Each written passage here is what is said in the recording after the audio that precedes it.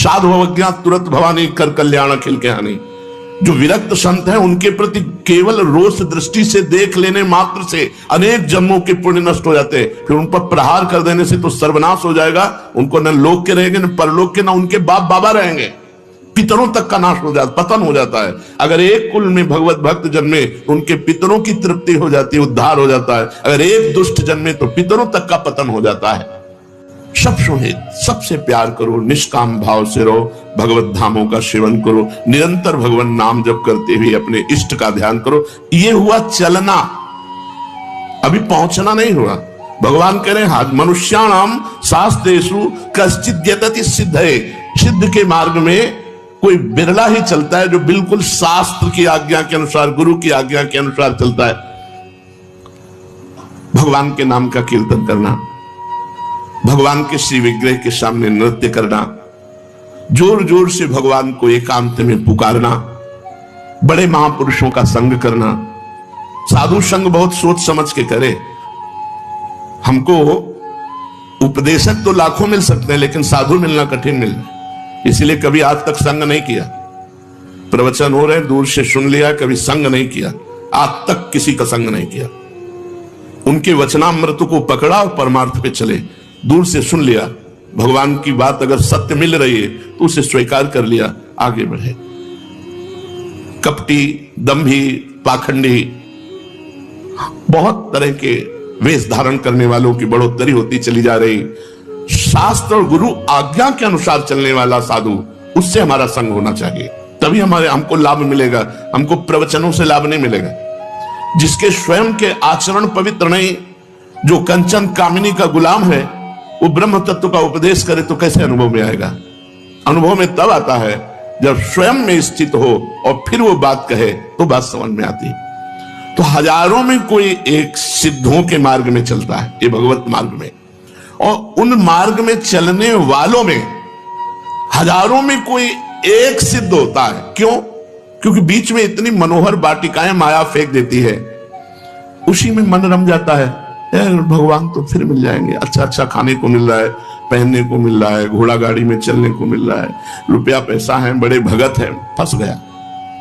लक्ष्य राई के सम चलत ही होत और क्योर, एक राई के दाना के बराबर अगर चल दे अलग तो परमार्थ बहुत दूर हो जाता है। परमार्थ बिल्कुल कदम पे कदम, जैसी आज्ञा वैसा ही चलना। कुछ संत जन आए थे, हमने कहा हमारी इच्छा है वस्त्र ले लीजिए। उनका आपकी कृपा ही काफी है, वस्त्र पहने हैं, हमें जरूरत नहीं। अच्छा लगा, हमें जरूरत नहीं, आपकी कृपा ही हमें, आपके दर्शन हुए, संभाषण हो, अच्छा सही चल रहा है। जो वस्त्र शरीर में है तो हम लाद के क्या करेंगे? हमारे पास शरीर ढकने के लिए वस्त्र है, हमें नहीं चाहिए। हमारे अंदर हमारा लक्ष्य होना चाहिए। हमारा लक्ष्य वस्त्र संग्रह करना थोड़ी, रुपया संग्रह करना थोड़ी है, भोग भोगना थोड़ी है, परमात्मा अनुभूति करना है। तो भगवान करे यततामपि सिद्धानाम कश्चिन् माम वेति तत्वतः। उन हजारों में यत्न करने वालों में कोई एक सिद्ध होता है, सिद्ध भगवत प्राप्त। लेकिन कठिनाइयां भी है, इतनी आंतरिक कठिनाइयां हैं, काम क्रोध का वेग, लोभ मोह का वेग, कुछ आनंद की अनुभूति हृदय में नहीं हो रही, अंधकार छाया हुआ है, भजन का प्रयास कर रहा है, माया अपनी तरफ आकर्षित करके उसके चिंतन को खसीट रही है। बड़ा युद्ध है, कोई छोटा मोटा नहीं, महाभारत युद्ध से भी बढ़कर युद्ध है। ये युद्ध वही जानता है जो साधक भगवत प्राप्ति के मार्ग में चल रहा है। जो बैलेंस बना के मनोरंजन कर रहे हैं उनको तो युद्ध से मतलब ही नहीं, लेकिन जो संयम से भगवत प्राप्ति के मार्ग में चल रहा है उसके हृदय में दाह पैदा होती है। वो महान तितिक्षु, कष्टों को सहने वाला, बाहरी भीतरी दोनों प्रकार के प्रहारों को सहने वाला, वो सहत सहत बाढ़े भगति गृह तनु गुरु हितगार। आज पूज्य श्री प्रेमानंद महाराज जी ने हम सभी लोगों को बहुत ही उत्तम एवं शिक्षाप्रद प्रवचन सुनाया है। आशा करता हूँ इस शिक्षाप्रद प्रवचन से हम सभी लोग कुछ न कुछ शिक्षा अवश्य ग्रहण करेंगे और अपने जीवन को सुखी, सात्विक और सामर्थ्य बनाने का प्रयास करेंगे। मित्रों, अगर आपको यह शिक्षाप्रद वीडियो पसंद आया हो तो वीडियो को लाइक करें और अधिक से अधिक लोगों को शेयर भी करें, जिससे और भी लोग महाराज जी के इस वीडियो से शिक्षा लेकर अपने जीवन को सुखी बना सकें।